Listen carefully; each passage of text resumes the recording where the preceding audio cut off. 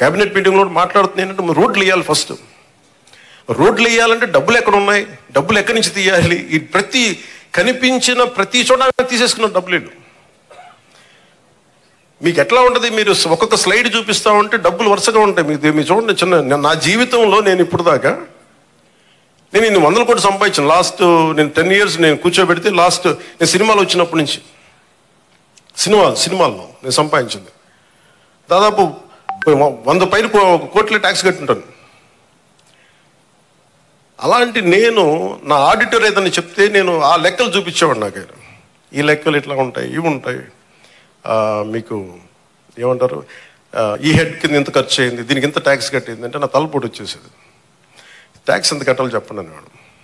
నేను నా జీవితం మొత్తం మీద పంచాయతీరాజ్ శాఖ అకౌంట్ల మీద కూర్చుంది నా పర్సనల్ అకౌంట్. 20 సంవత్సరాల నుంచి పైన నుంచి పనిచేస్తా ఉన్నాను. నా అకౌంట్స్ ఇప్పుడు దాకా నా ఇన్ని లెక్క నా ఆడిట్తో కూర్చున్నదే నా అకౌంట్లో చూసుకుంది గంటన్నర ఉంటుంది, 2 గంటలు ఉంటాయి మ్యాక్సిమం. ఏది నేను చెప్పి లాస్ట్ 20 years నుంచి నేను అడిగి ఒకటే ప్రశ్న, ఎంత ట్యాక్స్ కట్టాలి, కట్టేయండి, ఇచ్చేయండి. కానీ ప్రజల డబ్బుకి వచ్చేటప్పటికి నేను మొత్తం కూర్చున్నాను. 4 గంటలు ఒక్కొక్క సెషన్లో కూర్చుంటే ఇక్కడ 3,000 కోట్లు పోయింది, ఇక్కడ 400 కోట్లు. అంటే ఆ ఫిగర్ నేను ఆడిటర్ కాదు, గుర్తుపెట్టుకునే ఆడిటర్ కాదు నేను. అలా కాదు, వాళ్ళు ఏంటంటే ఇష్టారాజ్యంగా పనులు అవ్వలా. నేను అడిగాను రోడ్లు వేసారా ఇక్కడ అన్నాను. రోడ్లు వేసారా, మనం కరెక్ట్ చేసుకోవాలి. మన స్టేట్మెంట్ స్లోగన్ కంటే కూడా తప్పులు ఎక్కడ జరిగినాయి, తప్పులు భవిష్యత్తులో ఎలా జరగకూడదు, మనం ఎలా చేయకుండా ఉండాలి, దీని మీద పెట్టుకుంటాం. నేను ఎందుకు చెప్తున్నా అంటే నా అకౌంట్స్ని కనీసం 2 దశాబ్దాలుగా ఇన్ని సంవత్సరాలు చూసుకొని నేను when it comes to peoples money, మన జాతి వనరులు కానీ, మన జాతీయ వనరులు కానీ, మన జాతీయ సంపద కానీ, దానికోసం నేను ఒక ఆడిటర్ లాగా అయిపోయి నేను కూర్చొని ఎతుకుతూ ఉన్నాను. ఇక్కడ ఏముంది, దీనికి దానికి తేడా ఏంటి చెప్పండి నాకు.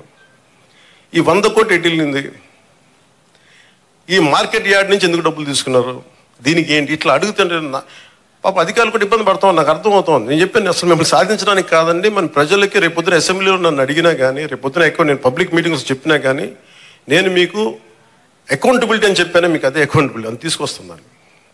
పంచాయతీ రాజ్ శాఖ నేను చెప్తున్నాను, పంచాయతీ రాజ్ శాఖ మొత్తం రూరల్ 70% రాష్ట్రంలో పంచాయతీ శాఖ పరిధిలోనే ఉంటాయని పిఆర్ మినిస్ట్రీలో.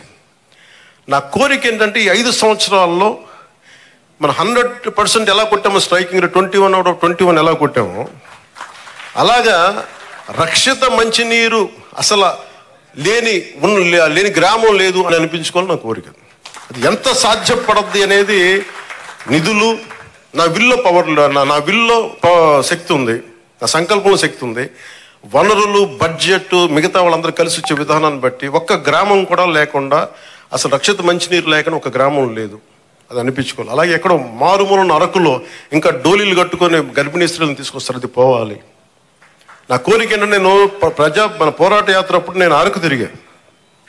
నేను అరకుకి వెళ్ళి ప్రతి కుగ్రామం తిరగాలి, అక్కడ నేను మరి కష్ట నష్టాలు చూడాలి. నాకు ఇంత అపూర్వమైన మ్యాండేట్ ఇచ్చారు ప్రజలు, పిఠాపురం ప్రజలకి. నేను ఎందుకు ఇంత రుణపడి, నిజంగా చెప్పాలంటే నాకు ముఖ్యమంత్రి స్థానం మీద కానీ, ఉప ముఖ్యమంత్రి మీద స్థానం కానీ నాకు నిజంగా నేను ఏమనుకోలే. కష్టాలు ఉన్నప్పుడు పనిచేసే వ్యక్తిగా ఉంటే చాలా, నేను అలా అంటూ అవ్వాలి అనుకున్నాను. నేను దానికోసం ప్రయత్నం చేశాను. నేను పదవుల కోసం నాకు నిజంగా తెలియదు, కానీ ఈ రోజున నాకు ఈ స్థానంలో కూర్చోబెట్టారు. ఈ స్థానానికి మీరు వేసిన ప్రతి ఒక్క ఓటర్కి, ప్రతి ఒక్కరికి కూడా మీ ఓటుకి సరైన వ్యక్తులకి వేసాం, సరైన కూటమికి వేసామని మీరు గర్వపడేలాగా ఉంటుంది మేము చేసే పాలన. ఒక్కళ్ళు ఇప్పుడు ఆ బిడ్డ, నీ పేరేనా, నీ పేరు నేట్రా పైకి రా, పైకి రా, పైకి తీసుకు. ఏం పేరు నీ పేరు, ఏం పేరు నీ పేరు? నేను చాలాసార్లు నా గొల్లపురంకి వచ్చినప్పుడు కూడా చిన్నపిల్లలు దొరుకుతారు 2 మంది. అంటే మోడీ గారి గురించి చెప్పినప్పుడు ఛత్రికి ఏం అర్థమైంది తెలియదు కానీ చప్పడు కొట్టాడు ఛత్రి. నాకు నిజంగా అనిపిస్తాయి, ఈ బిడ్డల భవిష్యత్తు కోసం కాకపోతే ఏం చేస్తాం.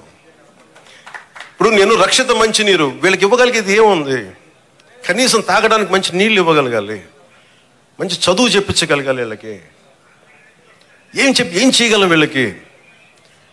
కనీసం వాళ్ళకి వాళ్ళ అవసరాలకు కానీ, వాళ్ళు చదువుకోవడానికి కానీ, హాస్పిటల్స్ కానీ, వైద్యం ఏదైనా ఇబ్బంది వస్తే హాస్పిటల్స్ కానీ, చదువుకోవడానికి బడి కానీ.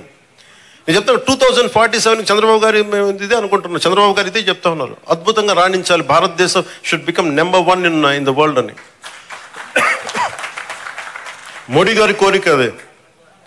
ఆ కోరిక నిజం నెరవేర్చాలంటే మనం ఈ తరం కోసం పనిచేయాలి. ఇలా నేను ఓట్ల కోసం ఇక్కడ తీసుకురాలా, వీళ్ళ గుండెలు చేసి చెప్తాను, వీళ్ళకి భరోసా ఇవ్వడానికి వచ్చాను, మేము ఉన్నామని. నా బిడ్డల కోసం నేను ఎంత తపన పడుతున్నా నాకు తెలియదు, కానీ అందరూ నా బిడ్డలే అనిపిస్తారు నాకు. ఈ బిడ్డల కోసం నాకు అనిపిస్తుంది, ఈ బిడ్డల కోసం.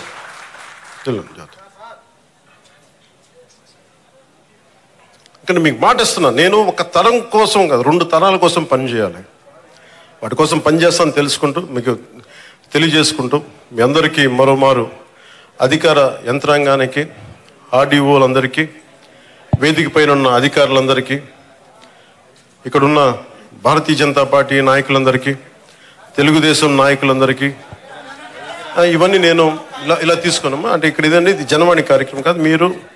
మీరు మన నాయకులకి ఇచ్చి నాకు ఇస్తారు, నేను ఇండివిజువల్ తీసుకున్నాను, ప్రత్యేకంగా తీసుకున్నాను. అలాగే ముఖ్యంగా జనసేన నాయకులకి మీరు చేసిన కష్టం నేను మర్చిపోలేను. నేను ఇప్పుడు ప్రారంభించాను.